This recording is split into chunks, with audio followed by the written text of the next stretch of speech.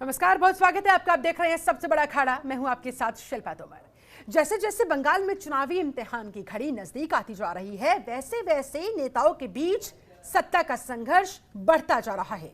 बंगाल के सिंहासन पर कौन विराजेगा, इसे लेकर केवल बीजेपी और टीएमसी के बीच फाइट है। सबसे मजे की बात तो यह है कि जिस राज्य पर कांग्रेस और वामपंथियों ने दशकों तक राज किया, वो इस चुनाव में कैसे फाइट दे रहे हैं, वो किसी से छिपा नहीं, वो कहने की आवश्यकता भी नहीं। कहने वाले तो लेकिन ये भी कह रहे हैं कि मोदी की साख बंगाल में लगी है, तो वही ममता का राज अगर खत्म हो जाएगा तो क्या वो लेफ्ट की तरह ही सियासत में गुमनाम हो जाएंगी। खैर, ये सारी बातें तो आने वाले कुछ दिनों में तय हो ही जाएगी, लेकिन फिलहाल मोदी और ममता के बीच आर पार की जो लड़ाई का पूरा मजा है, वो वहां की बंगाल की जनता लेती नजर आ रही है। दीदी बंगाल में खेला होबे का नारा बुलंद कर रही है, तो वहीं मोदी विकास होबे के नारे से पलटवार कर रहे हैं। ममता अगर खुद को शेरनी कह रही है, जनता के बीच सुर्खियां और वोट बटोरने की कोशिश कर रही है, तो ब्रांड मोदी के दम पर बीजेपी बंगाल में कमल खिलाने का दावा करते हुए सोनार बांग्ला के सपने को साकार करने में लगी हुई है। ऐसे में बंगाल में किसका खेला होबे, टीएमसी का जीता होबे या बीजेपी का विकास होबे, आज इसी मुद्दे पर करेंगे अपने खास पैनल के साथ चर्चा। ऐसे में ये पूरा मुकाबला बीजेपी और टीएमसी के बीच जिस तरह से दिलचस्प मोड़ पर जाता जा रहा है, बहुत सारे सवाल खड़े हो रहे हैं। मसलन बंगाल में खेला होबे या विकास होबे? जी हाँ, बहुत महत्वपूर्ण सवाल है, सभी की निगाहें टिकी हुई है। ब्रांड मोदी चलेगा या फिर ममता का स्ट्रीट फाइटर वाला मैजिक काम कर जाएगा? कांग्रेस और वामपंथियों ने जो गठबंधन बनाया है, आखिरकार उस गठबंधन से किसको फायदा पहुंचेगा, ये भी बहुत महत्वपूर्ण सवाल है। आज इन्हीं तमाम सवालों के जवाब ढूंढने की हम कोशिश करेंगे। हमारे साथ एक पूरा खास पैनल इस समय जुड़ चुका है। पैनल का मैं तारुफ आपसे करवा देती हूं। हमारे साथ इस समय बीजेपी के प्रवक्ता दिनेश सिंह जुड़ चुके हैं, बहुत बहुत स्वागत है सर आपका। हमारे साथ टीएमसी से यूपी प्रदेश अध्यक्ष नीरज राय जी जुड़ चुके हैं, आपका भी बहुत बहुत स्वागत है। और राजनीतिक विश्लेषक राहुल राल हमारे साथ स्टूडियो में खुद ही मौजूद है, आपका भी बहुत बहुत स्वागत है। आप सभी मेहमानों का बहुत बहुत स्वागत करती हूँ। चर्चा की शुरुआत नीरज राय जी आप ही के साथ, ईमानदारी से जवाब दीजिएगा। जिस तरह से पुरुलिया में पीएम नरेंद्र मोदी ने जबरदस्त वार किया है आप लोगों के ऊपर, टीएमसी के ऊपर, ममता बनर्जी के ऊपर, एक एक मुद्दे को पिन पॉइंट करते हुए जवाब दिया है, क्या लग रहा है, खेला होबे या विकास होबे, किसकी संभावनाएं प्रबल होती हुई नजर आ रही है? ईमानदारी से जवाब दीजिएगा। हाँ, बिल्कुल। देखिए, हर बार मैं ईमानदारी से ही जवाब देता हूं शिल्पा जी। ये तो सही चीज है कि देश के प्रधानमंत्री मोदी ने एक मुख्यमंत्री के ऊपर आरोप लगाए हैं। अब पिछले 7 सालों से सिर्फ आरोप लगाया जा रहा है। मोदी जी को ये सोचना चाहिए कि अभी आरोप लगाने का समय नहीं है। देश में 7 साल के अंदर कितना विकास आपने किया है, उसका हिसाब देने का समय है। इन्होंने एक चीज उठाया है, मैं नहीं चाहता था लेकिन उन्होंने उठाया है, पुलवामा में। अरे बंगाल ही नहीं, पूरे देश की जनता जानना चाहती है कि वहां पर आरडीएक्स आया कहां से। देश की जनता जानना चाहती है कि डीसीपी देविंदर गया कहां पर। देश की जनता जानना चाहती है कि कोल माइंस जो है केंद्र के अधीन में आती है या सेंट्रल राज्य के अधीन में आती है। ये लोग बोलते हैं सीआईएसएफ वहां पे सिक्योरिटी में रहती है, सीआईएसएफ अमित शाह जी के अधीन में आती है। आप ये बताएं कि हमने 2 करोड़ नौकरी देने का वादा किया था, किया दिया कि नहीं? ये बताएं कि किसानों को आयु दोगुनी करने की बात किए थे, वर्तमान आय कितनी है, हुई कि नहीं? ये बताएं कि सभी सरकारी संपत्तियों को किसके आदेश पे बेचे हैं? ये बताएं कि फ्यूचर ऑफ कोलकाता बनाएंगे, लेकिन 100 स्मार्ट सिटी का वादा किए थे, कितने बनाए? ये बताएं कि 5 जो वहां के पोर्ट हैं उसको बेचे क्यों? अब बताइए, हास्यास्पद चीज है। 130 करोड़ की जनता की भावनाओं से जुड़ा हुआ पद होता है प्रधानमंत्री। क्या जानबूझकर इग्नोर कर दिया क्योंकि वहां पर टीएमसी को मुंह की खानी पड़ी? ये बाटला हाउस नहीं, बाटला हाउस सुनिए, बाटला हाउस इनकाउंटर का यह समय चर्चा करने का नहीं है। राजनीतिक परिस्थितियां उस समय पड़ी हुई थी, उस पर अगर देश का नेता बोलता है, क्योंकि इन दोनों ही मुद्दों को पीएम नरेंद्र मोदी ने आज उठाया, इसलिए मैंने आपसे सवाल किया। ये बताइए, इससे बड़ा घटियापना क्या होगा देश के लिए कि देश का प्रधानमंत्री आज भारतीय जनता पार्टी का नेता बनकर बात कर रहे हैं और 130 करोड़ लोगों की भावनाओं को नरक में लेके जा रहे हैं। राजनीति के सत्ता लोलुप लोग इतने स्तर तक गिरेंगे, यह सोचने वाली बात भी नहीं है। क्या हम बताएं आपको? दरअसल बीजेपी की तरफ से नरेंद्र अरे मोदी की देश तरफ से विकास इशारों चाहता है, में किस ये विकास कहा की गया बात है, कर ये रहे हैं? आरोप लगाया गया है टीएमसी पर कि देखिए अपने हित के लिए, अपने फायदे के लिए बाटला हाउस एनकाउंटर जैसे मामलों तक को फेक करार देने की कोशिश की गई थी। यहां तक कि राजनीति को छोड़ने की बात ममता बनर्जी की तरफ से कही गई थी। इसलिए इस तरह से जबरदस्त वार आप लोगों के ऊपर। जवाब नहीं है तो आप इसे स्वीकार कर सकते हैं। बाकी जो आपने सवाल खड़े किए हैं दिनेश सिंह से मैं उनका जवाब लेती हूँ। दिनेश जी बोलिए। देखिए, हम लोग परसों भी चर्चा कर रहे थे और जब से चुनाव की घोषणा है लगातार हम लोग चर्चा कर रहे हैं। बल्कि परसों तो ये चर्चा हो रही थी कि क्या ये मुद्दा राम बनाम दुर्गा होगा। हाँ। और आज चर्चा विकास के मुद्दे पे हो रहा है। माननीय प्रधानमंत्री जी एक साधारण सा सवाल उन्होंने किया कि खेला होबे का नारा किसने दिया। खेला होबे का नारा भारतीय जनता पार्टी का नारा नहीं है, और खेला होबे का नारा जो है वो ममता बनर्जी का नारा है। आज प्रधानमंत्री जी ने कहा कि खेला न होवे विकास होवे, और हाँ। बंगाल की जनता को तय करना है शिल्पा जी हाँ। कि वहां विकास होगा कि खेला होगा। खेला तो 10 वर्षों में हुआ, लोगों के जीवन के साथ खेला किया ममता बनर्जी ने। वहां पर टोलबाजी का खेला किया ममता बनर्जी ने। वहां पर गुंडागर्दी का सरेआम खेला हो रहा है और कर रहे टीएमसी पार्टी। वहां गौ तस्करी का खेला हो रहा है, वहां पर घुसपैठ का खेला हो रहा है। किस किस तरह से माओवादियों को संरक्षण देने का काम किया जा रहा है। कोयला माफी, बालू माफिया, उन सबको संरक्षण देने का काम, ये खेला नहीं। अब पश्चिम बंगाल की जनता इस खेले से उब गई है और पश्चिम बंगाल की जनता भी अब विकास के साथ जाना चाहती है। मोदी का मतलब है विकास, भारतीय जनता पार्टी का मतलब है विकास। हम तो विकास के मुद्दे पर चुनाव लड़ना चाहते हैं। अभी हमारे टीएमसी के साथी कह रहे हैं, प्रधानमंत्री जी ने कहा कि आप बताइए ना आपने 10 वर्षों में क्या किया बंगाल की जनता के लिए। तो जवाब तो आपको देना है। पश्चिम बंगाल में भारतीय जनता पार्टी का शासन नहीं। मैं बता रहा हूँ, मैं आपके बीच में एक शब्द नहीं बोला, सुन लीजिए। एक शब्द बोला क्या मैंने? नीरज जी अपनी बात कहें उससे पहले दिनेश जी अपनी बात पूरी कर लीजिए। बोलिए। मैं कह रहा हूं कि 10 वर्षों तक शासन किसका रहा? भारतीय जनता पार्टी तो बंगाल में कभी आज तक सत्ता में नहीं आई थी, लेकिन अब 2 मई को आने जा रही है। वहां तो कम्युनिस्टों का शासन रहा, वहां कांग्रेस पार्टी का शासन रहा और वहां टीएमसी का शासन रहा। तो आपको जवाब तो देना पड़ेगा बंगाल की जनता को। और खेला होवे करके अब काम नहीं चलेगा। लोगों के जीवन से खेल रहे हैं। आज शिल्पा जी, आज की घटना है नंदीग्राम, जहां से ममता बनर्जी जो चुनाव लड़ रही है। आज वहां केंद्रीय पेट्रोलियम मंत्री धर्मेंद्र प्रधान जी गए थे सभा करने। वहां सभा में टीएमसी के गुंडे ने कैसे भारतीय जनता पार्टी के युवा मोर्चा के जिला अध्यक्ष पर हमला किया। ये क्या हो रहा है? और इस तरह का खेला। और माननीय योगी आदित्यनाथ जी, आपको याद हो, उन्होंने कहा था कि सरकार बनने दीजिए। जैसे उत्तर प्रदेश में अपराधी गलों में तख्तियां बांधकर घूम रहे थे, वैसे टीएमसी के गुंडे भी अगर अपने गले में तख्तियां बांधकर नहीं घूमेंगे तो आने वाला समय बताएगा। नीरज जी जवाब देना चाहते हैं। समय आ गया, अब तो समय इनका गया, हमारा ही आ रहा है। सुनिए नीरज जी बोलिए। हाँ, बिल्कुल दिनेश भाई साहब, मैं आपके बीच में नहीं बोला था, मैं आपके विकास पे जवाब देने की बात कर रहा था। आप भी बैठे हैं, दर्शक हमें भी देख रहे हैं और आपको भी देख रहे हैं। आपने देश के अंदर कितना विकास किया और मेरे बंगाल में कितना विकास हुआ। 5 मुद्दे आप बताइए। सुनिए, हाँ सुनिए, 5 मुद्दा बता रहा हूं अभी और 5 आप भी बता। मैं बता रहा हूं जी, मैं बता ले रहा हूं। और जो आपने कहा, योगी जी ने जाकर कहा, सर्वविदित है कि एक संत जो है लंठ की भाषा बोलते हैं। अरे आपको शर्म नहीं आती है? संत लंठ की भाषा बोलती है, ये आपका तरीका है। आप संतों को कह रहे हैं संत को लंठ की भाषा बोलते हैं। आपको तमीज है नहीं बोलने की? आप किस तरह की शब्द का इस्तेमाल कर रहे हैं? वो किस पद पर आसीन है? पद की गरिमा का तो कम से कम ध्यान रखिए। लंठ की भाषा बोलते हैं, तमीज नहीं साध्वी को बात करने की। आप अपनी बात रखने के लिए, अपने बात रखने के लिए पूरी तरह से स्वतंत्र है, लेकिन भाषा की मर्यादा के साथ देखिए, अगर आप खुद के लिए सम्मानजनक भाषा चाहते हैं तो आपको दूसरों को भी सम्मान देना होगा। संत मतलब देश के संत लंच होते हैं। अरे ठीक है नीरज जी, आपकी बातों का सम्मान है। सुनिए ना, शिल्पा जी, चुप कराइए।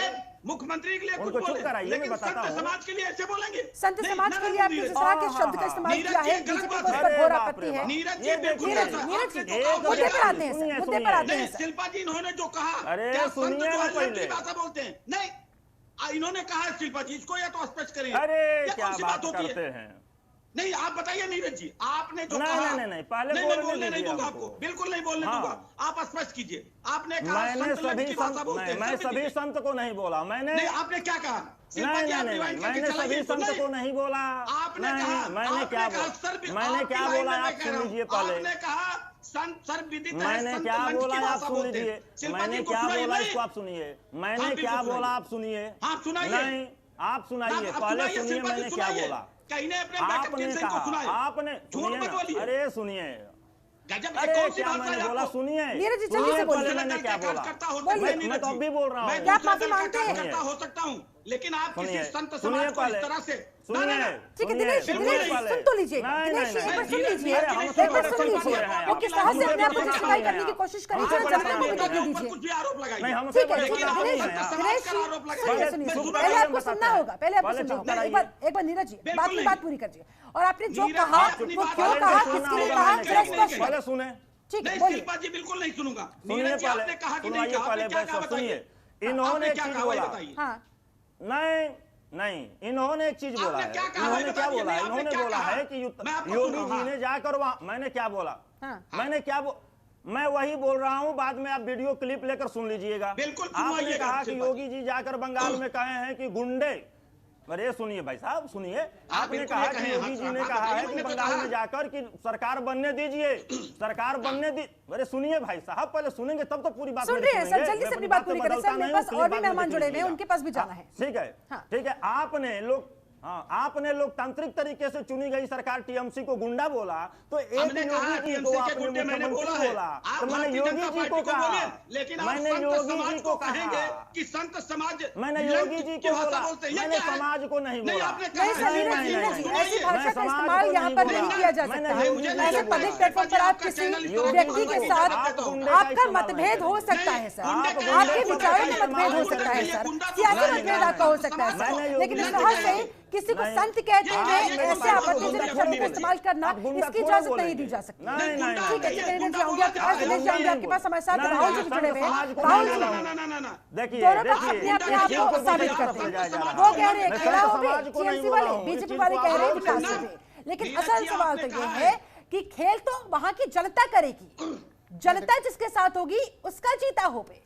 शिल्पा जी, लोकतंत्र में जनता ही जनार्दन होती है। हाँ। और इसलिए खेल करने का और लोकतांत्रिक शक्तियों का सबसे ज्यादा प्रयोग करने का पूरा अधिकार वहां के जनता के पास होगा, ये हम लोग जान रहे हैं बिल्कुल। अब देखिए चीजें जो कही गई आज के भाषण में कि खेला होवे के स्थान पर विकास होवे शब्द का प्रयोग माननीय प्रधानमंत्री जी ने कहा, तो अब ये शब्द सुनने में तो काफी अच्छा लग रहा है, इसमें कोई इसमें अतिशयोक्ति नहीं है।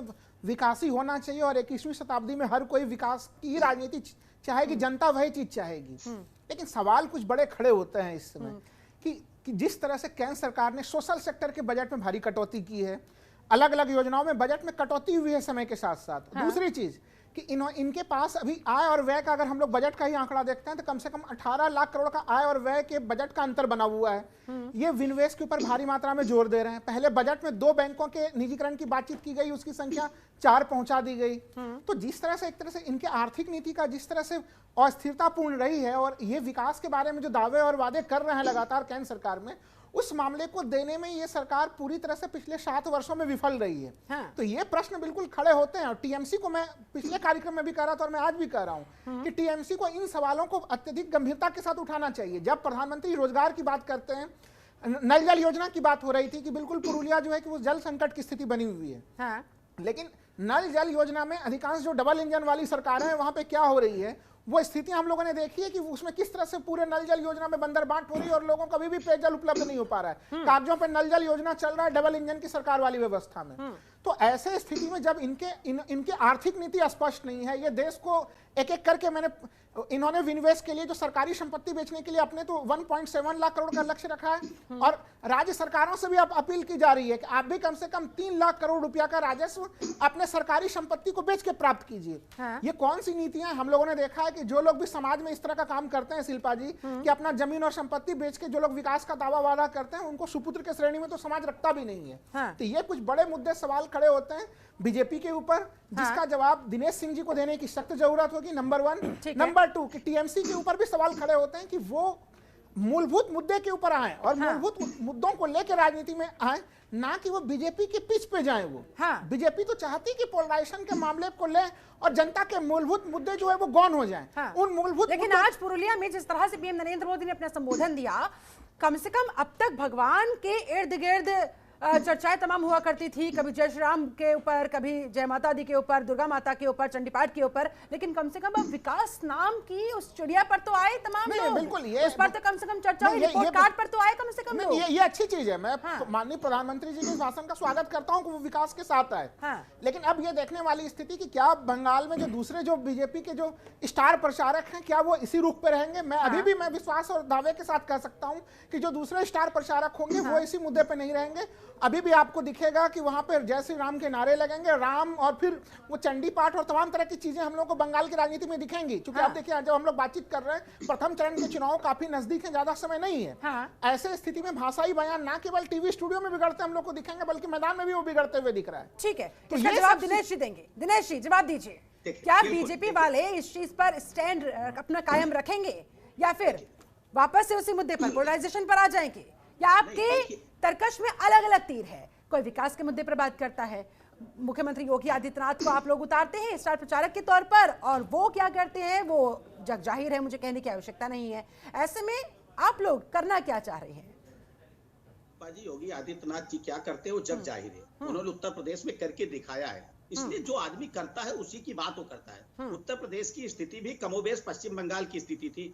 उत्तर प्रदेश में भी यहाँ पर जो त्योहार, हिंदू त्योहार है, किस तरह से उस पर प्रतिबंध लगाया जाता था, चाहे वो कांवड़ यात्रा का ही उदाहरण हो, तो यहाँ भी, और वहाँ दुर्गा पूजा पर किस तरह से प्रतिबंध लगाया जाता है, हाईकोर्ट को आदेश देना पड़ता है। यहाँ पर गुंडागर्दी किस तरह से चरम सीमा पर थी, कैसे राजनीतिक संरक्षण पे अपराध फल फूल रहा था, वही स्थिति वहाँ है। मूल सवाल राहुल जी ने जो खड़ा किया, दो सवाल। नंबर एक, क्या विकास के मुद्दे पर? हम तो विकास के मुद्दे पे ही शिल्पा जी चुनाव लड़ते हैं, और लेकिन जब ममता बनर्जी को चोट लगेगी, हादसा कोई एक होगा, तो उसको अगर वो भारतीय जनता पार्टी का हमला बताएंगी, तो भारतीय जनता पार्टी को जवाब देना होगा कि नहीं? जवाब देना पड़ेगा। अगर आप कोई सवाल पूछेंगे तो एक राजनीतिक दल के नाते उसका जवाब हमको देना ही पड़ेगा। जैसे नीरज जी ने अभी कहा, उन्होंने जानबूझकर कहा या उनके मुंह से वो शब्द निकल गया, तो उसका जवाब तो मुझे देना ही देना है। हम निश्चित तौर पर भारतीय जनता पार्टी और विकास एक दूसरे का पर्याय है। राहुल जी भी इसको, इस यथार्थ को समझते हैं जिसकी बात वो कर रहे हैं। इस वैश्विक महामारी के बाद भी भारत किस बुलंदी के साथ खड़ा है। और अभी आपने सुना था कि सारा सिस्टम जो है बंद हो जाए, रेल, हवाई, सारे चीजें ठप हो जाएं, उसके बाद भी हमारा हिंदुस्तान पूरी सजगता के साथ, पूरी तत्परता के साथ फिर से उठ खड़ा हुआ, आगे बढ़ने को तत्पर है। इसके लीडरशिप पे आप किस बात पर हमने काम क्या किया? नीरज जी ने कहा था 5 बातें बता देंगे, 5 हम राहुल जी कुछ कहना चाह रहे हैं, बोलिए। दिनेश जी, देखिए आपने काफी अच्छी बातें कही हैं। मैं आपको कह रहा हूं, कोरोना काल के पहले ही आपकी अर्थव्यवस्था कोरोना काल से पहले ही संभली हुई नहीं थी। आपने शायद देखा नहीं, आंकड़ों को आपने गौर नहीं किया है, और उसी समय से स्थितियां बिगड़ी हुई थी। कोरोना से पहले ही अर्थव्यवस्था की स्थिति बिगड़ी हुई थी। ये तो आपको अच्छा खासा बहाना मिला है कि अब कोरोना के कारण हुआ है। सारे लोग जो भी अर्थव्यवस्था के आंकड़ों के ऊपर नजर रख रहे हैं, वो उन सबों ने देखा है कि किस तरह से 9% से 4% पे ग्रोथ रेट आया था, नंबर 1। नंबर 2 कि जिस तरह से आपने रोजगार के बड़े बड़े दावे और वादे किए थे, देश भर में बेरोजगारी की क्या स्थिति कोरोना से पहले ही पहुंची थी, उसको भी हम लोगों ने देखा। IL&FS के संकट के बाद से जो स्थितियां बिगड़ी, उसको संभालने के लिए जो बड़े निर्णय लेने चाहिए, वो निर्णय आपने नहीं लिए, और आप अभी विकास के दावे और वादे कर रहे हैं। चलिए ठीक है, हमारे साथ एक और खास मेहमान डॉक्टर सुनील कौशिक जुड़ चुके हैं, वरिष्ठ पत्रकार हैं, स्टूडियो में मौजूद है। बहुत बहुत स्वागत करती हूँ कौशिक साहब आपका। कौशिक जी, जिस मुद्दे पर आज हम चर्चा कर रहे हैं बहुत महत्वपूर्ण सवाल है। जिस तरह से पुरुलिया के अंदर पीएम नरेंद्र मोदी ने रैली को संबोधित करते हुए जोरदार वार किया है टीएमसी के ऊपर, ऐसे में ये बताए हर संभव तीर से अपनी तरकश से निकालकर बीजेपी वार तो कर रही है, लेकिन लग क्या रहा है? खेला होबे तो किसका होबे? यहाँ पर बंगाल की धरती पर ब्रांड मोदी चलने वाला है या फिर ममता दीदी का स्ट्रीट फाइटर वाला मैजिक चलने वाला है? देखो शिल्पा, जो नेता कहें या तो जनता उस पर भरोसा करके विश्वास करे, उन पे चले, तो मुझे लगता है कि इस देश का उद्धार होगा। जैसे भी राहुल जी ने ये कहा कि साहब कोरोना काल का तो बहाना मिल गया बीजेपी सरकार को, उससे पहले ही देश की अर्थव्यवस्था बिगड़ी हुई थी। मैं उसका जवाब ये दूंगा कि देश की जनता जब तक ईमानदार नहीं होगी और जो सरकार निर्णय लेती है उसके साथ नहीं चलेगी ईमानदारी के साथ। छोटा सा एग्जाम्पल मैं दे रहा हूँ, राहुल जी भी सहमत होंगे कि मुद्रा योजना केंद्र सरकार ने निकाली, जहां लगभग 14 करोड़ लोगों से ऊपर मुद्रा योजना के तहत लोन लिया, 6.5 करोड़ लोग एड्रेस पे नहीं मिल रहे हैं, वो लोन नहीं दे पाए। इसमें सरकार जिम्मेदार है क्या? यह सरकार जनता पे भरोसा करे, यूथ पे भरोसा करे कि आप हमसे कदम से कदम मिला के चलो और आओ, और बिना गारंटी के जो लोन दिया गया हो उस पर जनता उसी लोन से टीवी खरीद लाए, मोटरसाइकिल खरीद लाए, मोबाइल खरीद लाए, बगैर बिजनेस में लगाए पैसे, तो इसमें सरकार की क्या गलती होगी? दूसरी बात जो आपने कहा कि मोदी जी ने ये कहा, बिल्कुल अच्छी बात कही, लेकिन कब तक? आखिर में राजनीतिक दल इस पर कब तक चलेंगे? आज जो स्टैंड बहुत अच्छा मोदी जी को मैंने भी सुना कि जिस तरीके से बातें विकास के मुद्दे पर कही और जिस तरीके से घोटालों को लेकर के कही, लेकिन मुझे लगता है कि बीजेपी कुछ ऐसी चीजें भी रखती गोलमोल के पीछे। मोदी जी कुछ ऐसा भी कहते कि जो ममता दीदी पे गोलमोल आरोप लगाए कि ट्रांसफर टीएमसी का मतलब क्या है, क्या कोई 2-4-5 एग्जाम्पल मोदी जी ये भी देते कि ट्रांसफर पोस्टिंग में ये चीजें निकल के आई, या एक घोटाले हुए, या अब ये नहीं चलेगा? कुछ चीजें राजनीतिक हत्या जो हुई वो पश्चिम बंगाल को देखेंगे कई दशकों से तो ऐसा होता आया है। लेकिन ममता दीदी पर जो आरोप मोदी जी ने लगाए, मैं बिल्कुल सहमत नहीं हूं कि आप एक 10 साल चुनी हुई सरकार पर कुछ ऐसे आरोप लगाते जो बिल्कुल निकल के आते, जनता भरोसा करती। और मोदी जी ने जो भी पुरुलिया में कहा वो सब गोलमोल था। लेकिन जो विकास के मुद्दे पर आई, अच्छी बात है, लेकिन कब तक मोदी जी विकास के मुद्दे पर टिके रहेंगे? आए तो सही, लेकिन अहम सवाल यही है, जैसा कि राहुल जी ने भी उठाया, कौशिक साहब भी उठा रहे हैं, कि मुद्दे पर, विकास के मसले पर टिकना जरूरी है। दिनेश जी, आपके पास आते हुए, टीएमसी का रिपोर्ट कार्ड आप लोगों की तरफ से मांगा जा रहा है, लेकिन अन्य राज्यों में जहां जहां आपकी सरकारें हैं वहां पर आप लोगों की क्या प्रोग्रेस रिपोर्ट है, उसको भी तैयार रखिएगा, क्योंकि बंगाल में तो आप कभी सत्ता में आए नहीं हैं। ऐसे में उसी के आधार पर आपका यहां पर आंकलन होगा, उसी के आधार पर जनता आप पर विश्वास कर पाएगी। बिल्कुल, देखिए हमारे राज्य जहां जहां पर भारतीय जनता पार्टी का सुशासन है, शिल्पा जी, तुलना कर लीजिए कि जिन राज्यों में भारतीय जनता पार्टी का शासन नहीं है और जिन राज्यों में भारतीय जनता पार्टी का शासन है, वहां में राज्य में कानून व्यवस्था की स्थिति देख लीजिए। बंगाल से लगे हुए जो राज्य हैं जहां भारतीय जनता, उत्तर प्रदेश में ही ले लीजिए, उत्तर प्रदेश और बंगाल से आप तुलना कर लीजिए। बिहार में भी भारतीय जनता पार्टी या जेडीयू की जब सरकार नहीं थी उसके पहले वहां पर कानून व्यवस्था की क्या स्थिति थी, आज कानून व्यवस्था की क्या स्थिति है। मैं बिहार की बात करूं तो किस तरह से जंगल राज वहां था। जो लोग सर्विस करते थे, जिस दिन उनको तनख्वाह मिलती थी, वेतन मिलता था, लोग समझ नहीं पाते थे कि शाम तक वो अपना वेतन को लेकर घर पहुंचेंगे कि नहीं। अपराध किस चरम सीमा पर था। भारतीय जनता पार्टी के सुशासन के बाद स्थिति आज उत्तर प्रदेश में देख लीजिए। उत्तर प्रदेश में विकास किस गति से चल रहा है, कितने एक्सप्रेस वे बन रहे हैं आज उत्तर प्रदेश में, चाहे पूर्वांचल एक्सप्रेस हो, चाहे गंगा एक्सप्रेस वे हो, चाहे कॉरिडोर हो। तो विकास की बात मत करिए। और नीरज जी ने कहा था कि 5 बातें बता दीजिएगा। अरे मोदी जी की सरकार आई है या भारतीय जनता पार्टी की जो सरकार है, एक हमने भ्रष्टाचार मुक्त और पारदर्शी सरकार देने का काम भारतीय जनता पार्टी की सरकारों ने दिया। और आज ममता बनर्जी क्या कर रही है अपनी भाषण में? ममता बनर्जी कहती है कि मैं शेरनी हूं। अरे हमारे प्रधानमंत्री है, हमारे जो नेता हैं, हम तो सेवक हैं, आप शेरनी होंगे। शेरनी की अगर जरूरत है बंगाल में तो निश्चित तौर पर वही हो रहा है कि 130 से ज्यादा हमारे कार्यकर्ताओं की हत्या कर गई। ये लोग कौन कर सकते हैं जो खून के प्यासे होंगे? हम तो सेवक हैं, सेवा करना चाहते हैं। हमने ठीक है नीरज जी, जवाब दीजिए। दिनेश जी कह रहे हैं कि आपको करोड़ की शेर बनना है, शेरनी बनना है, जो बनना है बनिए। संख्या में हमने, लेकिन हम तो भैया यहाँ जनता का सेवक बनकर काम करते रहे हैं, आगे भी करते रहेंगे, इसी कोशिश में बंगाल में भी डटे रहेंगे। बिल्कुल बिल्कुल।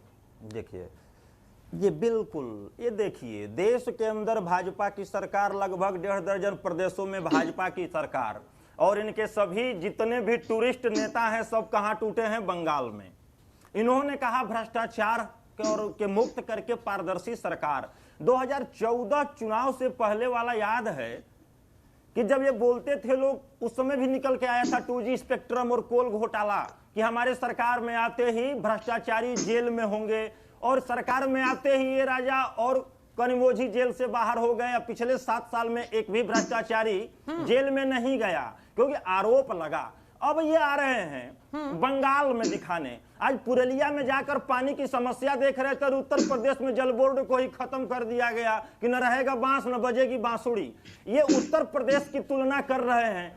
दिनेश भैया, अगर उत्तर प्रदेश की तरह बंगाल को करना चाहते हैं भैया तो बंगाल की जनता हाथ जोड़ती है, क्योंकि बंगाल में बलात्कार नहीं होते हैं। उत्तर प्रदेश में क्या चीजें चलती है कि एक अपराधी 8 पुलिस वालों को शहीद कर देता है। उत्तर प्रदेश में एक दारू बनाने वाला पुलिस इंस्पेक्टर को शहीद करता है। कोई ऐसा दिन नहीं है। रही बात आप, लेकिन नीरज जी, ये मोदी ने कहा कि बंगाल की धरती पर तो कोयला माफिया, बालू माफिया, इन्हें संरक्षण दिया जा रहा है, माओवादियों को संरक्षण दिया जा रहा है। इस पर क्या जवाब देंगे? जी, इसको मैंने पहले बोला। एक बात बताइए। हाँ, जवाब दे रहा हूँ। ये बताइए, कोयला माफिया बोले हैं, ये कोल जो आपकी कोल का जो माइंस है गवर्नमेंट ऑफ इंडिया के अधिकार क्षेत्र में आती है। गवर्नमेंट ऑफ बंगाल के तो अधिकार में है नहीं। वहां का सीआईएसएफ होती है सिक्योरिटी, और सीआईएसएफ अमित शाह जी के अंतर्गत आती है। तो बंगाल कहां से दोषी हुआ? इसका मतलब कि आप कोल घोट के माफिया पे तैयार कर रहे हैं और दूसरे पे जांच एजेंसी बैठा रहे हैं। तो हमें जांच एजेंसी से भी आपत्ति नहीं है भैया, आप निराकरण करिए। दोषियों को ढूंढ दिए होते 7 साल में। चुनाव आ रहा है तो राजनीति कर रहे हैं। एक दो और मुद्दा मैं गिना रहा हूँ। हाँ। ये किसान सम्मान निधि की बात करते हैं, किसान सम्मान निधि की बात करते हैं। वहां पर हम लगभग 73 लाख परिवारों को कृषक बंधु नाम से देते हैं। 10,000 रुपया सालाना देते हैं। ठीक है। उसके बाद 2 लाख रुपया 18 साल से 60 साल का किसान अगर मर जाता है तो उसके लिए हम देते हैं। और किसान बीमा प्रीमियम सरकार पेमेंट देती है। अब बता दे दिनेश भाई साहब कि क्या 14.5 करोड़ जो देश के अंदर किसान हैं उनको आप किसान सम्मान निधि देते हैं, जिसका कि आप धपली पीटते हैं हर जगह घूमकर? नहीं देते हैं। मैं उसका भी आंकड़ा देता हूं। इस बार कितना आया है? 38,000 करोड़ का बजट आया है। राहुल जी और डॉक्टर सुनील भाई साहब इससे सहमत होंगे। पिछली बार था इनका 45-46 हजार करोड़, उससे एक बार पहले था वह भी 60,000 करोड़ से नीचे, लगभग 90,000 करोड़ का बजट चाहिए। भाई साहब आप करिए। इन्होंने कहा, क्या कहा कि हमारा किसान सम्मान निधि देने नहीं दिया जा रहा है। ठीक है, मैं मान लिया कि मैं नहीं देने दे रहा हूं, लेकिन आपने किस पैमाने के तहत मात्र 23 लाख किसानों को छांटा है उसमें से? ठीक है, 73 लाख ये सवाल आपकी तरफ से कई बार पूछा जा चुका है। इस मुद्दे पर कई बार बहस भी हो चुकी है। कौशिक साहब, मैं बता दूं इनको। हाँ सर, ठीक है कौशिक जी। शिल्पा जी जवाब दे दो, नहीं तो दूसरा कोई बोल देता है तो मुद्दा खत्म हो जाता है। जब सवाल खड़े हो तो मुझे लगता है कि जवाब जल्दी से जवाब दीजिए सर, उसके बाद कौशिक साहब के पास। देखिए, इन्होंने कहा कि इन्होंने कहा था कि भ्रष्टाचार पे अंकुश नहीं लगा। मुझे बता दें, जब से मोदी जी की सरकार आई थी नंबर लगता था, लोग तिहाड़ में जाते थे, एक मंत्री दूसरे बाहर आते थे, तीसरे जाते थे। और हमारी सरकार आने के बाद भी चिदम्बरम जी गए हैं। जरा फिर बीच में आपने बोला, फिर बीच में क्या तरीका है? नहीं राहुल जी, जरा सुन लीजिए। आप प्रोत्ता बन जाइए उनके। कोयला घोटाले, अरे आप प्रोत्ता बन जाइए ना, घोषित राहुल जी, आप बैठ के टीएमसी के उनको दिनेश कवर कर रहे हैं। उन्होंने काउंटर किया था। पूछ लीजिएगा। ठीक है दिनेश जी, आप बोलिए, आप अपनी बात पूरी कीजिए, उसके बाद राहुल जी। ठीक है, बोलिए। मैंने कहा कि भ्रष्टाचार चरम पे था। इसको राहुल जी भी अभी अपने बार पे कह दिए कि नहीं, चरम पे था। दिल्ली मंत्री जाते थे, अभी चिदम्बरम जी होके आए हैं, और उसके बाद माँ बेटे दोनों जमानत पे हैं। दूसरी की हमारे दूसरे टर्म की सरकार है, कोई आरोप लगा?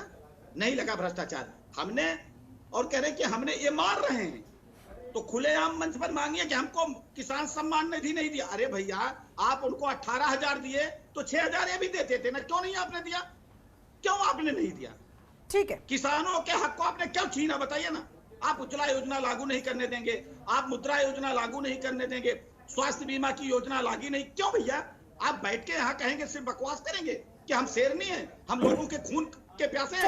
हम 130 से ज्यादा कार्यकर्ताओं की हत्या करा देंगे। ठीक है दिनेश, हम लेकिन आपके इस दावे पर राहुल लाल को आपत्ति है। आप खून के प्यासे, इसलिए शेर नहीं है। ठीक है राहुल जी कुछ कहना चाह रहे हैं, सुन लीजिए। मैं 2-3 चीजें खाली जोड़ूंगा कि देखिए, जो सवाल ये उठ रहा है ना कि इनके कार्यकाल की चीजें नहीं आई हैं, बड़ी अच्छी चीज है, मानते हैं इसको, स्वागत है इस चीज का। लेकिन जो मुद्दे दावे थे 2014 में कि यूपीए के कार्यकाल के जो घोटाले थे उसके मामले में सजा देना था उन आरोपियों को। उस समय का कोयला घोटाला का मामला काफी गर्म था। तो वो उसको लेके कहां किसी को सजा हुई? 2G 3G का घोटाला हुआ, देखिए उसके भी आरोपी सारे के सारे छूट गए। तो ये तो आपकी सरकार की जिम्मेवारी बनती थी ना। मैं आपके बीच में नहीं बोल रहा था, दिनेश जी आपके बीच में मैं नहीं बोल रहा था। तो वो जिम्मेवारी किसकी बनती थी? वो जिम्मेवारी आपके सरकार की बनती थी कि आप घोटाला के आरोप जो लगाए हैं उन आरोपियों को सजा दीजिए, वो सारे के सारे जेल से रिहा हो गए। जाएंगे, आरोप पत्र दाखिल होकर सब जाएंगे, चिंतित मत रहिए। कोर्ट से रिहा हो रहे हैं लोग कोर्ट से रिहा हो रहे हैं। बात वो भी पहले जाएंगे, टीएमसी के दूसरा लोग भी चीज जाएंगे। जल्दी से अभी यहाँ पे बचा देखिए लीजिएगा आप आयुष्मान लोग भारत मिलके। योजना की बात हो रही है, खाली मैं संक्षेप में कहूंगा। देखिए आयुष्मान भारत योजना सरकार की बड़ी अच्छी महत्वाकांक्षी योजना है केंद्र ठीक है, सरकार की, ठीक है। लेकिन भाई वो योजना क्रियान्वित होने के लिए हेल्थ इंफ्रास्ट्रक्चर होना चाहिए था। हाँ। आपके पास जो है कि एक तरह से WHO के अनुसार 1000 की आबादी पे एक डॉक्टर होना चाहिए। आपके देश में 12,500 की आबादी पे अच्छा, एक डॉक्टर है। राहुल जी, ये तो सवाल आपने आप हेल्थ 60 वर्षों में इंफ्रास्ट्रक्चर नहीं पे पूछे। ध्यान नहीं दिया आपने। ये सवाल 2014 के बाद से नहीं स्वास्थ्य पूछा। कर्मियों की कहता भर्ती रुकी हुई थी। शिल्पा जी, मुझे 10 सेकंड का नहीं, समय आप पहले हमें मेरी बात तो पूरी हो जाने दीजिए ना। हो जाए, उसके आप बाद देखिए क्या? आप दिनेश जी, बिल्कुल, आप बिल्कुल। देखिए मैं आपके बीच में आपकी नहीं बात बोल हो रहा जाए। था और आप बीच में मैं बोला था तो आपको बड़ा बुरा लगा, तो हो मेरी जाए बात तो बात। पूरी हो जाने दीजिए ना। मैं कह रहा हूँ कि देखिए हेल्थ इंफ्रास्ट्रक्चर आपके काफी कमजोर है, चाहे आप बिहार ले लीजिए, यूपी ले लीजिए। बिहार में स्थिति यह है कि वो 40,000 की आबादी पे एक डॉक्टर है वहां पे।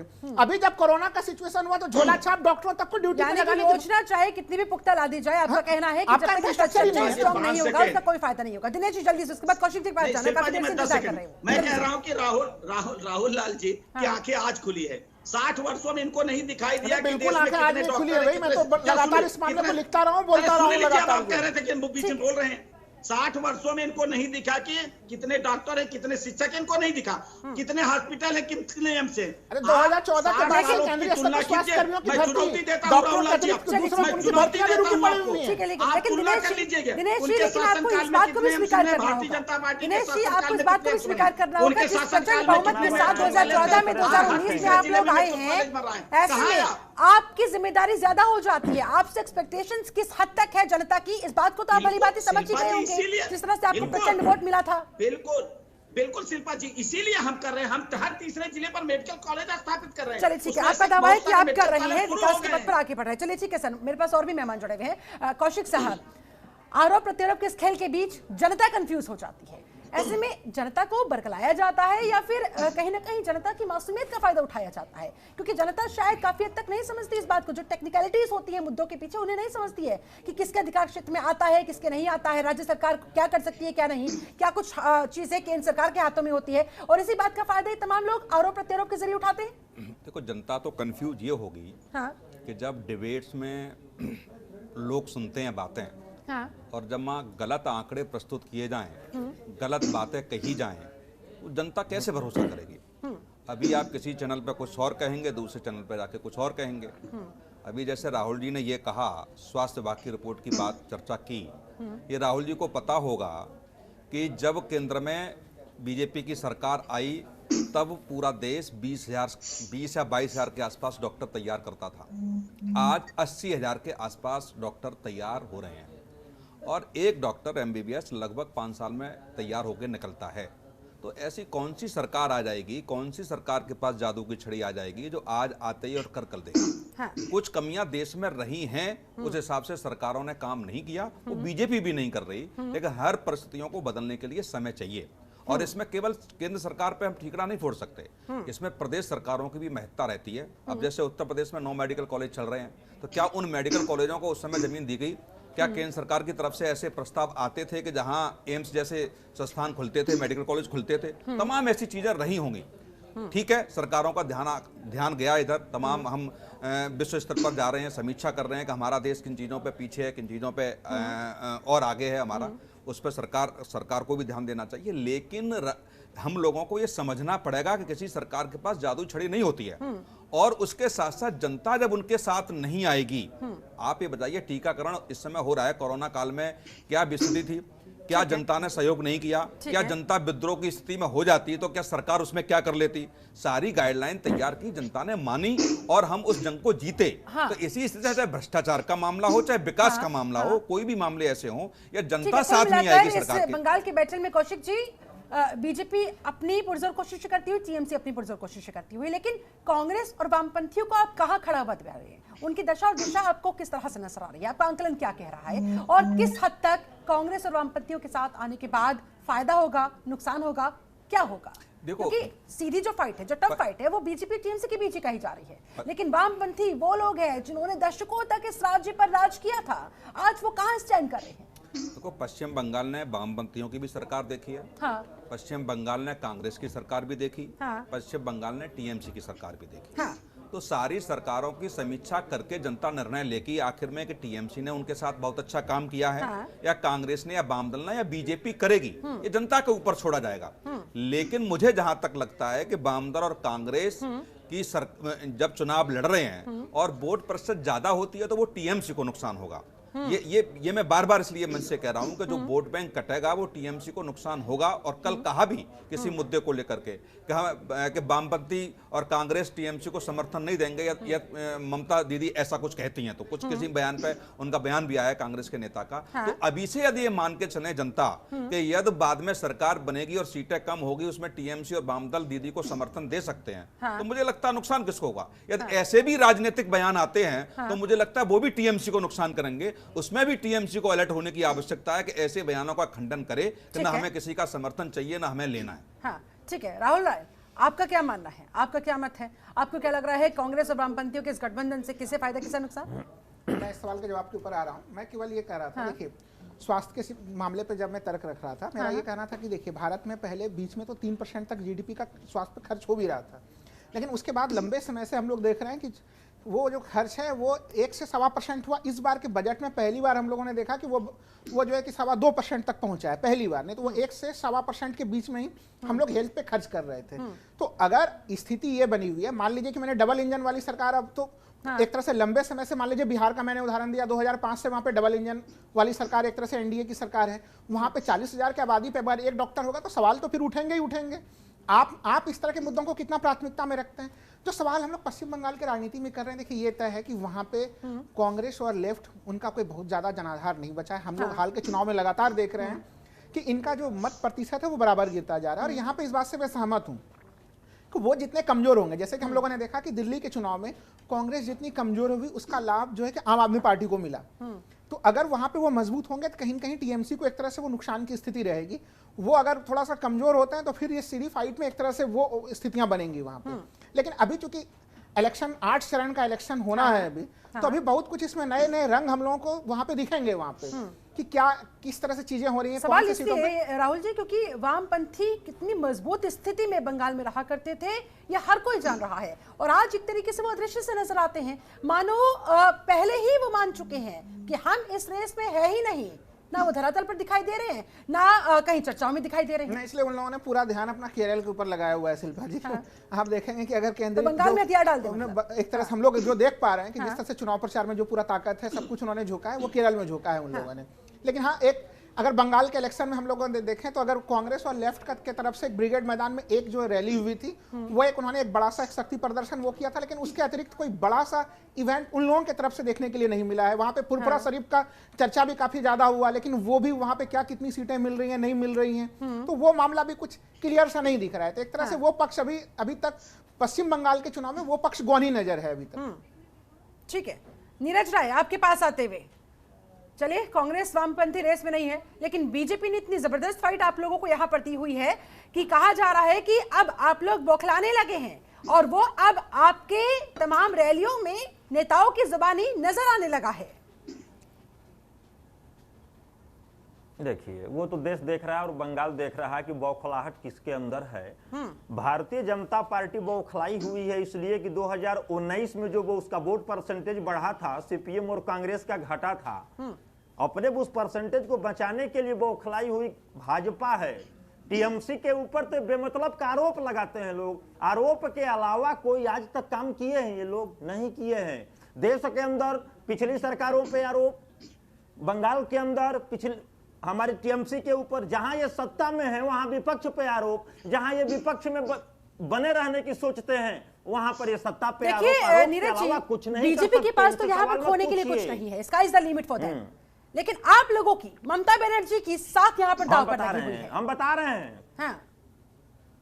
देखिए, ममता बनर्जी जी प्रधानमंत्री से बड़ी नहीं ना है, प्रधानमंत्री से बड़ी नहीं है, तो खोने के लिए अब स्थिति यह है कि प्रधानमंत्री जी को बहुत कुछ है, क्योंकि इनकी साख दांव पे लग चुकी है कि देश का प्रधानमंत्री, देश का गृह मंत्री, सभी प्रदेशों के मुख्यमंत्री, देश का रक्षा मंत्री, अब आप देखिए ना, पेट्रोलियम मंत्री, फला नहीं कौन मंत्री, लंबी फहरिस्त है। खोने के लिए इनको है, वहां पर हमें पाने और पाने के लिए ही, और बंगाल की जनता दीदी को सराखों पे लेके चलती है। ठीक है, बंगाल की जनता दीदी के साथ जाने वाली है। दिनेश जी, आप लोग खोने के लिए तैयार हो जाइए।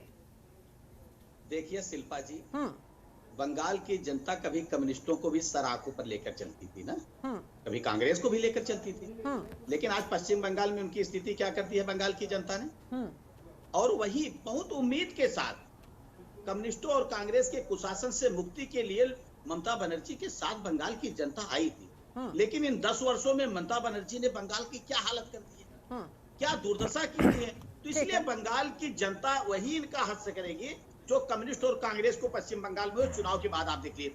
दूसरी चीज नीरज जी कह रहे थे, वहां पर प्रधानमंत्री, वहां पर गृह मंत्री, वहां पे रक्षा मंत्री, वहां पे ये मंत्री, वहां पर ये विधायक, वो तो भारतीय जनता पार्टी के कार्यकर्ता हैं। ये तो भारतीय जनता पार्टी का सौभाग्य है कि देश की जनता और प्रदेश की जनता ने हमको इतना आशीर्वाद दिया है कि हमारे कार्यकर्ता, इतने ज्यादा मात्रा में कार्यकर्ता, हमारे विधायक, सांसद, मंत्री, प्रधानमंत्री, गृह मंत्री हैं, वो चुनाव के क्षेत्र में हर जगह जाते हैं और हर दल के जाते हैं। ये तो आप मनाइए, अभी तो दीदी कह रहे हैं, इसके बाद हम दिल्ली की तरफ कूच करेंगे, क्योंकि बंगाल की जनता जब भगाएगी तो बंगाल में रहने के लिए उनको शरण नहीं मिलेगी। वो पहले से ही कह रही है कि इस चुनाव के बाद वो दिल्ली भागेंगी, वो जाएंगी दिल्ली, क्योंकि अब बंगाल में उनका कोई ठिकाना बचेगा नहीं। अच्छा ठीक है सर, मेरे पास समय की कमी है। राहुल जी जल्दी से आपका फाइनल कमेंट, कौन भागेगा यहाँ से, कौन नहीं, कौन कुछ करेगा, कौन नहीं, क्या लग रहा है, किस तरह का खेला होने वाला है? देखिए खेला होने वाला है। देखिए दिनेश जी को समझना पड़ेगा एक चीज, मैं बार बार कहूंगा कि देखिए जब लोकसभा चुनाव लड़ा गया था तो प्रधानमंत्री मोदी इसमें देश के बड़े से फेस हैं। इस तरह का कोई फेस उनके पास राज्य में नहीं होता है। यही कारण होता है कि उनका मत प्रतिशत जो लोकसभा चुनाव में होता है वो विधानसभा चुनाव में वो नहीं ला पाते हैं। कहीं पे भी आप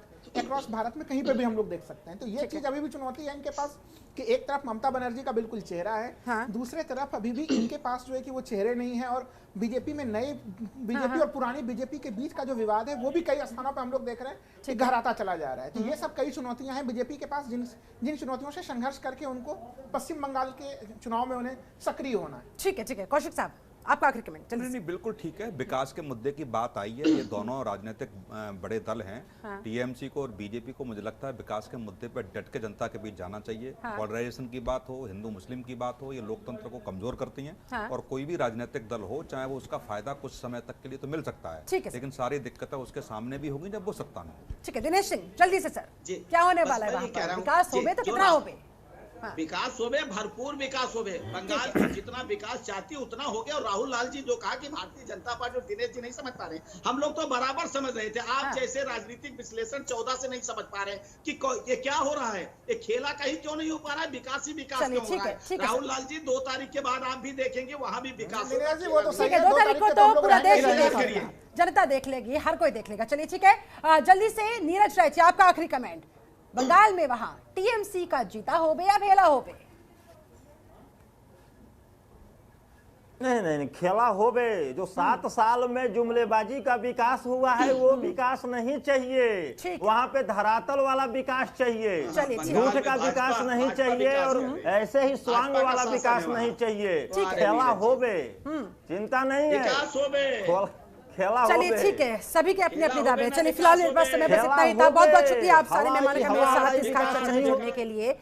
तो टीएमसी कह रही है कि वहां पर खेला होगा, टीएमसी का खेला होगा, टीएमसी की जीत होगी, लेकिन जो हवाई जुमलेबाजी के सहारे बीजेपी जीतने की कोशिश कर रही है उसे जनता जवाब देगी। अब ऐसे में दावे अपने अपने हैं, वादे अपने अपने हैं, लेकिन जनता किस पर विश्वास करेगी, असल खेल तो उसी दिन पता लगेगा और नतीजे 2 मई को सबके सामने होंगे। करना होगा इंतजार। चलिए इसके साथ मेरे साथ इस खास चर्चा में जुड़ने के लिए आप सभी का बहुत बहुत शुक्रिया। आप बने रहे जनतंत्र टीवी के साथ। नमस्कार। खबरों के निष्पक्ष विश्लेषण के लिए सब्सक्राइब करें Jantantra TV and press the bell icon. Never miss any update.